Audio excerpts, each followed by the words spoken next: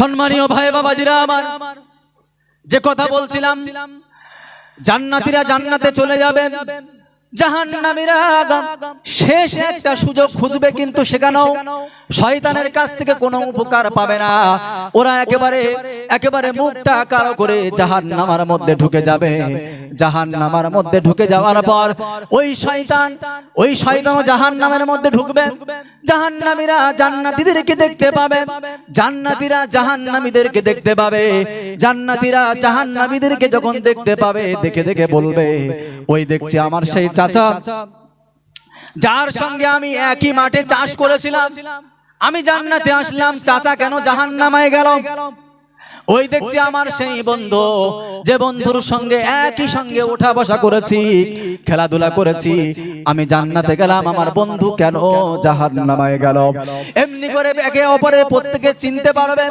ওই সময় জান্নাতীরা জাহান্নামীদের কাছে প্রশ্ন করবেন, ফি জান্নাতি ইয়াতাসাআলুনা আনিল মুজরিমিনা মা সালাকাকুম ফি সাকার। ওই সময় জান্নাতীরা জাহান্নামীদেরকে ডাক দিয়ে বলবে, ও আমার জাহান্নামী ভাইরা, ও আমার চাচা, ও আমার বন্ধু, বলো বলো বলো, মা সালাকাকুম ফি সাকার, তোমরা কেন জাহান্নামী হলে? ওই সময় জাহান্নামীরা উত্তরে 4টে উত্তর দেবে। জাহান্নামী হওয়ার কারণ হিসাবে 4টে কারণ তারা বলবে। জান্নাতীরা জাহান্নামীদের কাছে প্রশ্ন করবে, ফি জান্নাতি ইয়াতাসাআলুন আনিল মুজরিমিনা মা সালাকাকুম ফি সাকার, কেন তোমরা জাহান্নামী হয়েছো?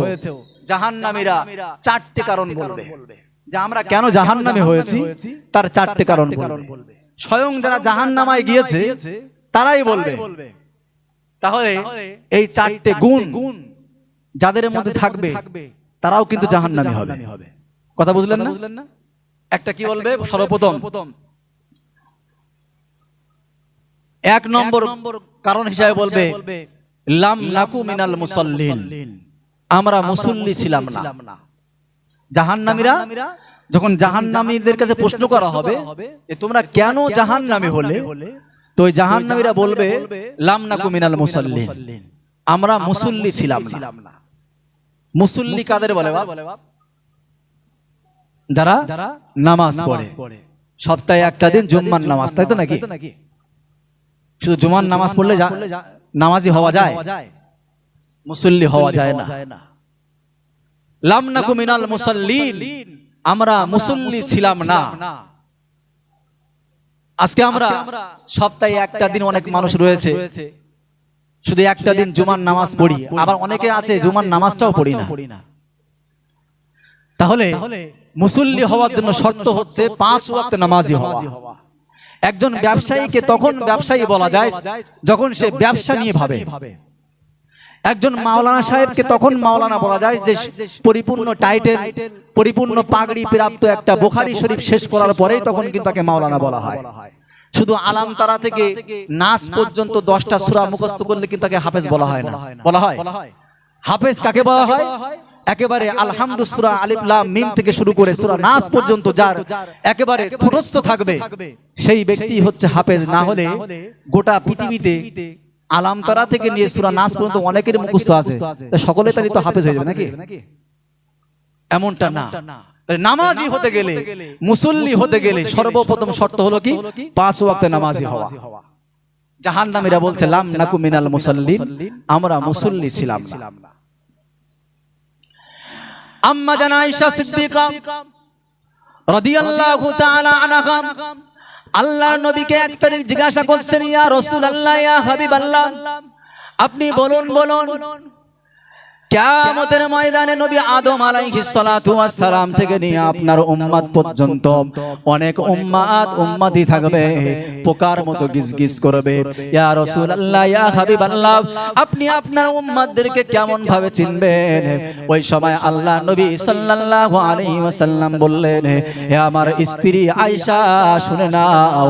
আল্লাহর নবী বললেন, একটা মাঠে যদি অনেকগুলো ঘোড়া থাকে, ওই ঘোড়ার মধ্যে যদি কোনো একটা একটা মালিকের ঘোড়া কপাল সাদা থাকে, ওই এক মাঠ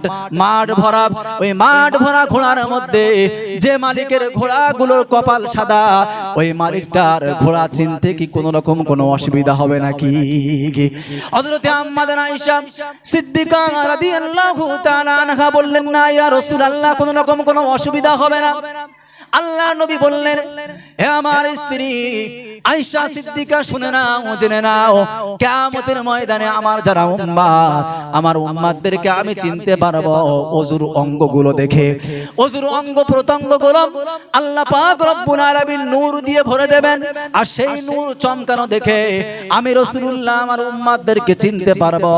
আর উম্মাতদেরকে চিনে চিনে আমি রাসূলুল্লাহ কিন্তু আমার উম্মাতদের জান্নাতের জন্য সুপারিশ করব। জোরে বলুন সুবহানাল্লাহ। তাহলে ওযুর অঙ্গ দেখে রাসূল চিনবেন। কোথায় কোথায় বুঝতে পারছেন না আপনারা? আল্লাহর নবী আমাদের ওযুর অঙ্গ দেখে চিনবেন কোথায়? হাসরের মাঠে। তো হাসরের মাঠে চিনতে পারবেন যদি আমরা ওযু করি, তবেই তো আমাদের ওযু অঙ্গগুলো চমকাবে নাকি? তো ওযু কখন করতে হয়? খাওয়ার সময়, মাঠে যাওয়ার সময়, নামাজ পড়ার সময়। যদি আমি আপনি নামাজি না হই তাহলে তো ওযু করলাম না। আর ওযু যখন করলাম না, আমার অঙ্গগুলো চমকালো না, কিয়ামতের দিন রাসূল আমাদেরকে চিনতে পারবেন? পারবেন না। রাসূল সাল্লাল্লাহু আলাইহি ওয়াসাল্লাম আমাদেরকে চিনতে না পারলে আমাদের জন্য কি সুপারিশ হবে বলে মনে হয়? হবে না।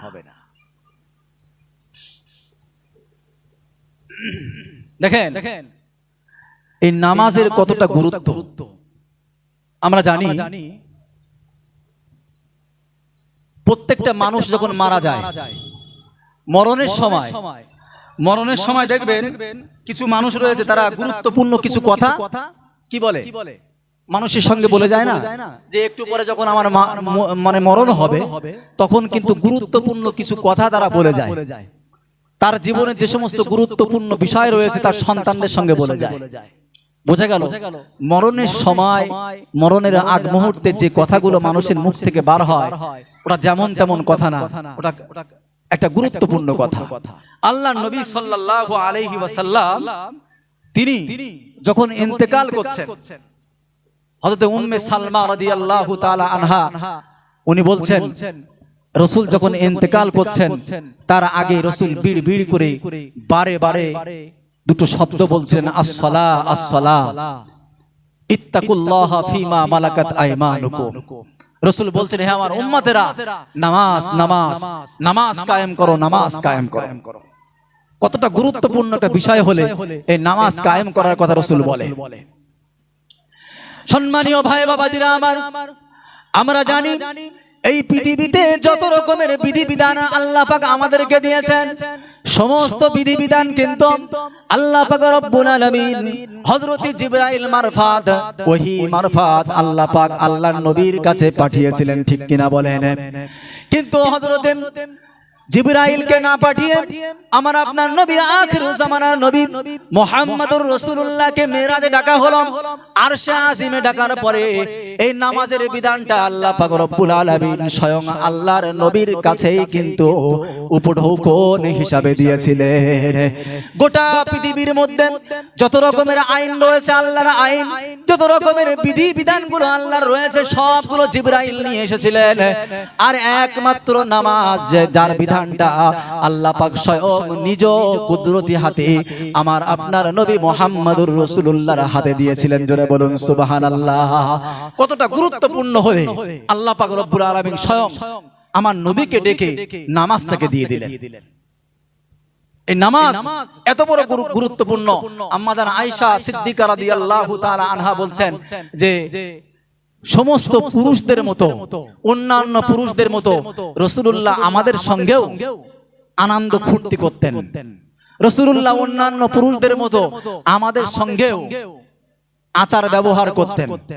কিন্তু যখন মুয়াজ্জিন আযান দিত, রাসূল সাল্লাল্লাহু আলাইহি ওয়াসাল্লাম নামাজের জন্য এমন ভাবে প্রস্তুতি গ্রহণ করতেন যেন আমাদেরকে চেনেনই না, আমাদেরকে চিনতেই পারেন না। নামাজ আগে, তারপরে সংসার। সম্মানীয় ভাই বাবাজিরা আমার, হযরত উমর ফারুক রাদিয়াল্লাহু তাআলা আনহু নামাজের ইমামতি করছেন। ইমামতি করার সময় একজন ইহুদি এসে হযরত উমর রাদিয়াল্লাহু তাআলা আনহুর খঞ্জর দিয়ে আঘাত করল। খঞ্জর দিয়ে আঘাত করার পরে হযরত উমর ফারুক রাদিয়াল্লাহু তাআলা আনহুর ক্ষত স্থান থেকে রক্ত ফিঙ্কি দিয়ে বার হয়ে গেল, বার হতে শুরু করলো। হযরত উমর ফারুক ক্ষত স্থানে হাতটা দিয়ে আস্তে আস্তে মাটিতে লুটিয়ে পড়ার আগে পিছন থেকে হযরত আব্দুর রহমান বিন আউফকে ডাক দিয়ে ইমামতির জায়গায় দাঁড় করিয়ে দিলেন।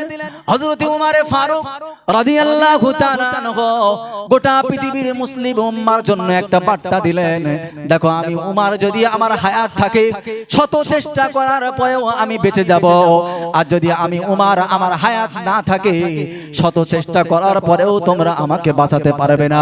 সুতরাং যে নামাজটা শুরু হয়েছে এই নামাজটাই তোমরা শেষ করে নাও।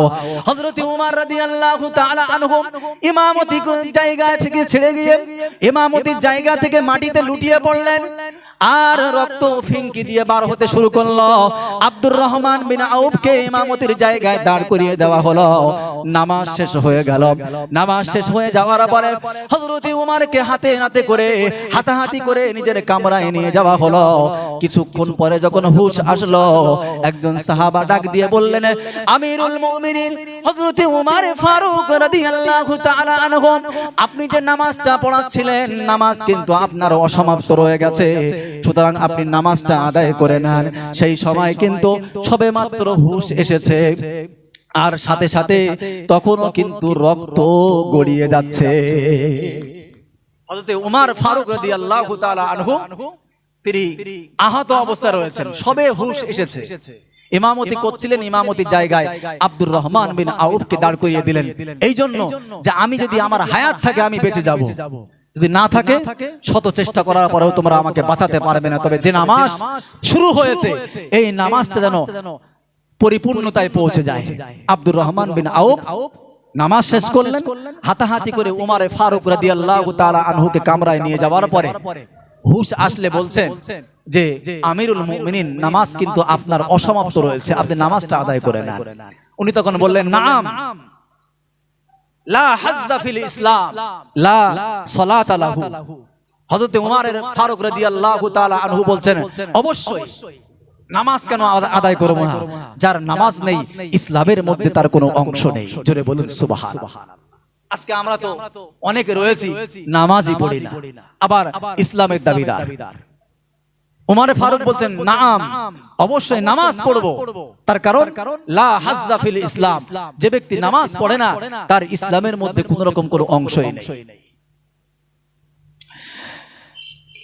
এত একটা সুন্দর গুরুত্বপূর্ণ একটা বিষয় নামাজ, সেই নামাজটাকে আমরা বিভিন্ন রকম ভাবে অজুহাত দিয়ে কিন্তু আমরা নামাজটা ছেড়ে দেই, ঠিক না ভুল? আমরা কি অজুহাত দেই? যে সময় নেই, সময় পাই না। অথচ দেখা যায় মোবাইল, ইউটিউব, ফেসবুক বন্ধুদের সঙ্গে আর কি আড্ডা হাসাহাসি করতে যে ঘন্টার পর ঘন্টা বার করে দেই, কিন্তু নামাজের জন্য 10টা মিনিট আমি সময় বার করতে পারি না, তার কারণ আমার সময় নাই। সারাটা রাত ধরে ঘন্টার পর ঘন্টা আমি ফিফা ওয়ার্ল্ড কাপ, এই বিশ্বকাপ, বিশ্ব ফুটবল খেলা যেটা হচ্ছে ফুটবল বিশ্বকাপ, এটা আমি 90 মিনিট ধরে দেখতে পারি এক একটা ম্যাচ, কিন্তু 10টা মিনিট আমি ফজরের নামাজের জন্য ব্যয় করতে পারি না, তার কারণ আমার কাছে সময় নেই। আজকে আমরা অজুহাত দেখাই, অফিসে সময় পায় না, ব্যবসার জন্য সময় পায় না, যার কারণে দেখা যায় অফিস আদালতে যাওয়ার পরে স্টাফদের সঙ্গে কিন্তু ঠিক হাসাহাসি, স্টাফদের সঙ্গে ঠিক টিফিন টাইমে চা পান করা, স্টাফদের সঙ্গে ঠিক মানে কথাবার্তা বলা, আর কি আড্ডা করা, পার্টনারদের সঙ্গে কথাবার্তা বলা, সবকিছু আমি আপনি করতে পারি, খাওয়া দাওয়া করতে পারি, কিন্তু নামাজের জন্য 10টা মিনিট বার করতে পারি না, তার কারণ আমার কাছে সময় নেই। আমরা রুজির সন্ধানে রয়েছি, টাকা পয়সার ইনকামে রয়েছি, যে আমার ইনকাম কমে যাবে যদি 5টা মিনিট আমি আমার সময় থেকে ব্যয় করে ফেলি নামাজের জন্য, আমার ইনকাম কমে যাবে, এটা আমাদের বিশ্বাস। সম্মানীয় ভাই বাবাজিরা আমার, আজকে যে রুজির জন্য, রুজির সংকটের জন্য আমরা চতুর্দিকে একেবারে ঘুরে বেড়াই, এখানে ওখানে যে মারপিট করা, এখানে ওখানে যে মারা কাটা করা, এখানে ওখানে ব্যবসার মধ্যে ভেজাল দেওয়া, এই সবগুলো আমরা একমাত্র রুজির জন্য, ইনকামের জন্য করে থাকি। কিন্তু আল্লাহ নবী সাল্লাল্লাহু আলাইহি ওয়াসাল্লাম বলছেন, মান হাফাজা আলাস সালাতি আকরামাহুল্লাহু তাআলা বিখামসি খিসালিন, যে ব্যক্তি 5 ওয়াক্ত নামাজ কায়েম করলো, আল্লাহ নবী বলছেন আল্লাহ পাক তাকে 5টা পুরস্কার দান করবেন। 1 নম্বর পুরস্কার হলো তার জন্য আল্লাহ পাক রুজির ব্যবস্থা করে দেবে। রুজির যে সংকট তার জন্য রয়েছে, এই সংকট আর থাকবে না। আল্লাহ পাক, আল্লাহ নবী বলছেন ইয়ারফাউ আনহু যিকাল আইশ, রাসূল বলছেন ওই ব্যক্তিটার জন্য রুজির সংকট আল্লাহ পাক একেবারে ঘুষে দেবেন। জোরে বলুন সুবহানাল্লাহ। এই রুজির জন্য আমরা চতুর্দিকে ঘোরাফেরা করছি। আল্লাহ বলছেন তুমি আমার সামনে মাথা নত করো, আমি আল্লাহ রুজির দরজা, রুজির ভান্ডার তোমার সামনে নত করে দেব। জোরে বলুন সুবহানাল্লাহ। 2 নম্বর পুরস্কার ওয়া আযাবাল কবর, কবরের মধ্যে আযাব হবে না যদি 5 ওয়াক্ত নামাজি আমরা হয়ে যায়। আর 3 নম্বর ওয়া ইউতিহিল্লাহু কিতাবাহু বিয়ামিনিহি, রাসূল বলছেন 5 ওয়াক্ত নামাজ পড়লে তার আমলনামাটা আমি আল্লাহ পাক ডান হাতে দিয়ে দেব। যার ডান হাতে আমলনামা হবে কিয়ামতের দিন তার কোনো টেনশন আছে? তাদের সম্পর্কে বলা হয়েছে লা খাউফুন আলাইহিম ওয়ালা হুম ইয়াহজানুন, তাদের কোনো রকম কোনো দুশ্চিন্তাও গ্রাস করবে না যে আমার কি হবে কি হবে, এমনটাও হবে না। 4 নম্বর হচ্ছে ওয়ায়ামুরু আলা সিরাতি কাল বারক, রাসূল বলছেন যে ব্যক্তি 5 ওয়াক্ত নামাজি হয়ে গেল, ওই যে চুলের থেকে সরু আর হীরার থেকে ধার, ওই ফুল সিরাত নামক যে বিপজ্জনক একটা রাস্তা, রাসূল বলছেন ওটা তোমাকে বিদ্যুৎ গতিতে আল্লাহ পাক পার করিয়ে দেবেন। জোরে বলুন সুবহানাল্লাহ। আর 5 নম্বর যেটা নামাজি বেনামাজি সকলের একটা আশা থাকে, আল্লাহ যেন আমাকে জান্নাত দান করেন। ঠিক না ভুল? আল্লাহ নবী বলছেন 5 ওয়াক্ত নামাজ যদি কায়েম করো ওয়ায়াদখুলুল জান্নাতা বিগায়রি হিসাব, আল্লাহ পাক তোমাকে জান্নাতের মধ্যে বিনা হিসাবে প্রবেশ করিয়ে দেবেন। জোরে বলুন সুবহানাল্লাহ। আজকে আমরা রুজির জন্য মারামারি করি, রুজির জন্য একে অপরের আমরা মানে অংশে ফাঁকি দেওয়া শুরু করি, কিন্তু আল্লাহ নবী বলছেন এই রুজি তোমাকে তোমার পায়ের গোড়ায় পৌঁছে দেবে, তোমার দরজায় পৌঁছে যাবে তোমার যদি নামাজ ঠিক থাকে। যদি তোমার নামাজ ঠিক থাকে,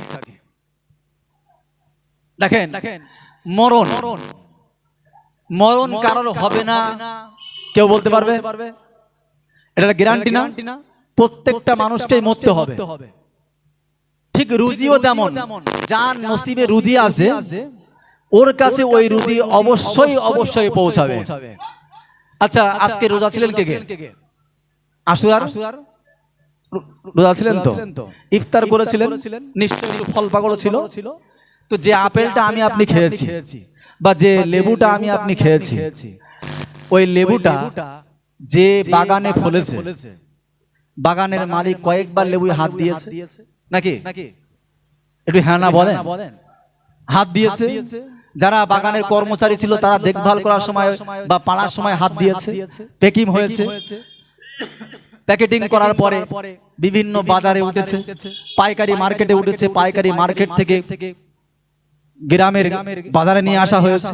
গ্রামের বাজারে আমি যে একমাত্র খরিদ্দার তা তো না, আরো আমার আগে অনেক খরিদ্দার ওই ফলটা কেনার জন্য গিয়েছিল, যায়নি? একটা আপেল কতবার মানুষ ওতে হাত দিয়ে দেখেছে, আবার রেখে দিয়েছে, অন্য একটা আপেল নিয়েছে, আছে না নাই? কিন্তু আমি যাওয়ার পরে আমার ভাগ্যে যে আপেলটা ছিল, ওই আপেলটা কিন্তু এর আগে অনেকেই হাত দিয়ে দেখেছে কিন্তু নেইনি। ওটা আমার নসিবে ছিল, ওটা আমি নিয়ে এসেছি। জোরে বলুন সুবহানাল্লাহ। ওই জন্য রাসূল সাল্লাল্লাহু আলাইহি ওয়াসাল্লাম বলেছেন আর রিজকু মাকসুমুন ইয়াতলুবুল আবদা কামা ইয়াতলুবুল আজালা।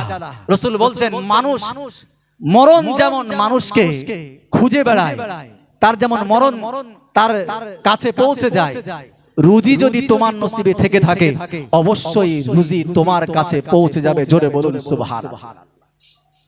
ঘটনা বললে বুঝতে পারবেন। হযরতে মুসা আলাইহিস সালাম উনি যখন মাদায়েন শহর থেকে নিজের জন্মস্থান মিশরে যাচ্ছিলেন, সঙ্গে স্ত্রী ছিল গর্ভবতী। রাস্তায় যাওয়ার সময় প্রসাব বেদনা শুরু হয়। রাত্রেবেলা আগুনের প্রয়োজন, উনি আগুনের খোঁজে বার হলেন। চিন্তা করছেন যে কোথায় এই অন্ধকারে আগুন খুঁজে পাবো। সেই দিন সেই রাতেই কিন্তু আল্লাহ পাক হযরত মুসা আলাইহিস সালামকে নবুয়ত দিয়েছিলেন। জোরে বলুন সুবহানাল্লাহ। মুসা আলাইহিস সালামকে ডাকা হলো, ডেকে বলা হলো, হে মুসা, তোমার সামনে যে পাথর রয়েছে ওই পাথরে আঘাত করো। আল্লাহ পাকের কথা শুনে মুসা আলাইহিস সালাম পাথরে আঘাত করলেন। আঘাত করার পরে পাথরটা ফেটে গেল, ভেতর থেকে আরেকটা পাথর বার হয়ে আসলো। আল্লাহ পাক আবারও মুসা আলাইহিস সালামকে হুকুম করলেন, মুসা আবারও তুমি আঘাত করো। মুসা আলাইহিস সালাম আবার আঘাত করলেন, তৃতীয় আরেকটা পাথর বার হয়ে আসলো। তৃতীয় নম্বর পাথরে আবার আঘাত করার কথা বললে মুসা আলাইহিস সালাম আবার আঘাত করলেন। তৃতীয় নম্বর পাথরটা একেবারে চূর্ণ বিচূর্ণ হয়ে গেল। তার মধ্য থেকে ছোট্ট একটা কীট, ছোট্ট একটা পোকা বার হয়ে আসলো, যার মুখের উপরে মুখে একটা বালি কণা মতো, বালি মতো, একটা বালির টুকরো মতো সাদা একটা খাবার রয়েছে। এ কথা কি বুঝতে পারছেন? তিনটে স্তরের মধ্যে ভেতরে একটা ছোট্ট পোকা, তার মুখে সাদা কালারে একটা খাবার রয়েছে। মুসা আলাইহিস সালাম অবাক হলেন যে প্রথম পাথরটা ভেদ করে, দ্বিতীয় পাথরটা ভেদ করে, তৃতীয় নম্বর পাথরের মধ্যে ছোট্ট একটা ক্ষুদ্র পোকা, তার গালে ছোট্ট একটা খাবার, এটা কে দিল? অবাক হয়ে ও যেন মুসা আলাইহিস সালাম যেন অবাক হয়ে পোকার কাছে জিজ্ঞাসা করবে।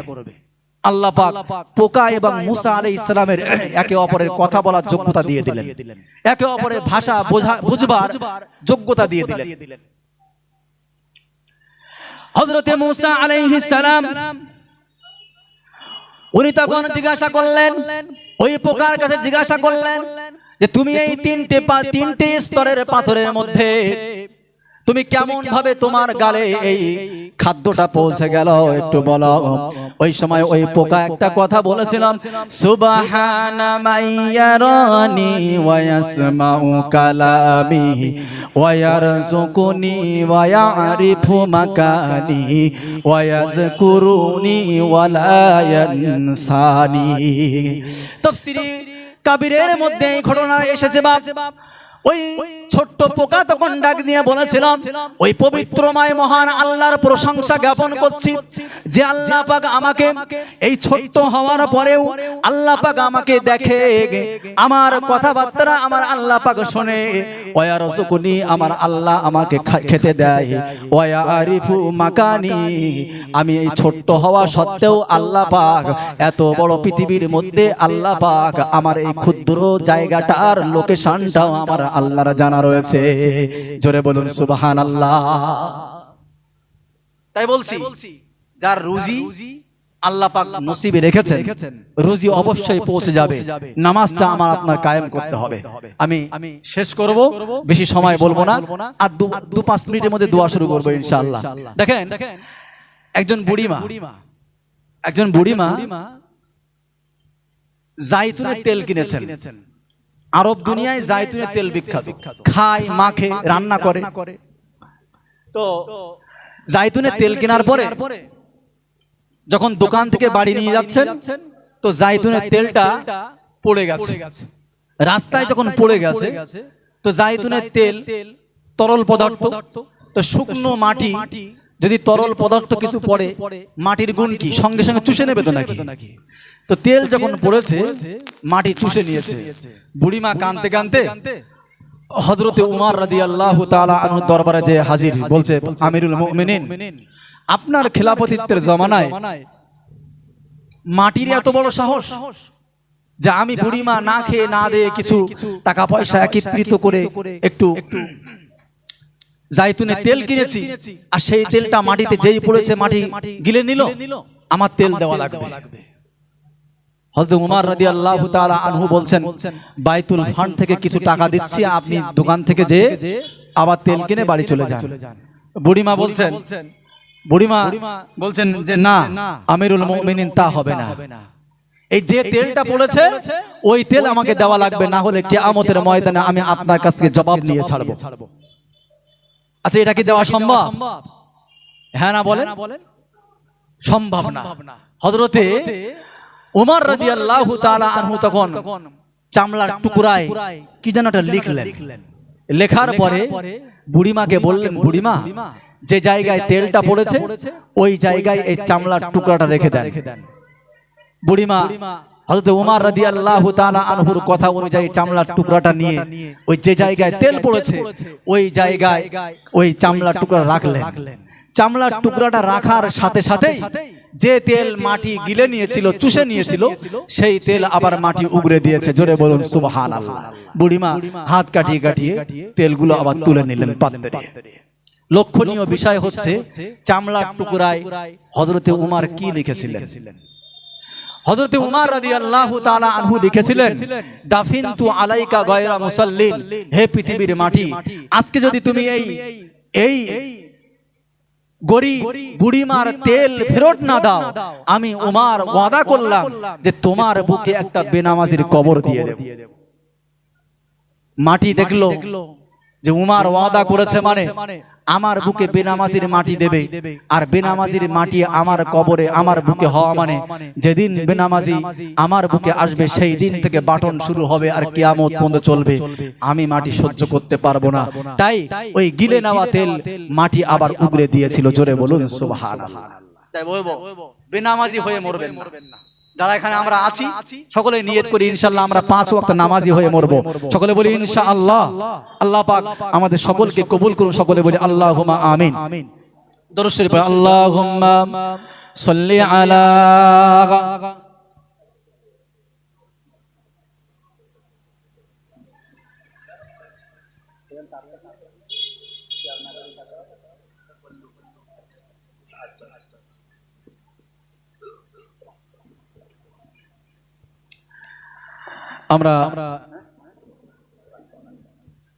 আমরা সকলে একটু উঠি, নবী পাকের সালাম পড়াই। ইয়া নবী সালাম।